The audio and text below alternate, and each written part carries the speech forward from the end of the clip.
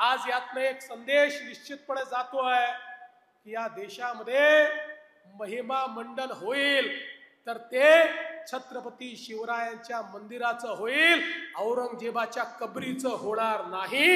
हे देखील या निमित्ताने लक्षात घेतलं पाहिजे।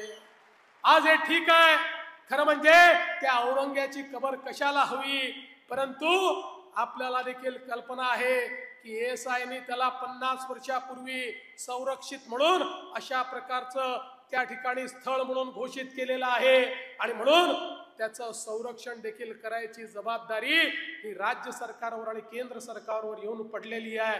काय दुर्दैव आहे, ज्या औरंग्याने आमच्या हजारो लोकांना मारलं त्याच्याच कबरीचं संरक्षण आम्हाला करावं लागतं। पण एक वचन तुम्हाला निश्चितपणे देतो, काहीही झालं तरी या महाराष्ट्रामध्ये औरंगजेबाच्या कबरीचं महिमा मंडन होऊ देणार नाही, त्याचं उदात्तीकरण होऊ देणार नाही। त्याचं उदात्तीकरण करण्याचा कोणी प्रयत्न केला तर तो प्रयत्न त्याच ठिकाणी चिरडून टाकण्याचं काम या आम्ही केल्याशिवाय राहणार नाही। हे वचन छत्रपती शिवरायांच्या या मंदिराच्या समोर आपल्या सर्वांना मी देतो।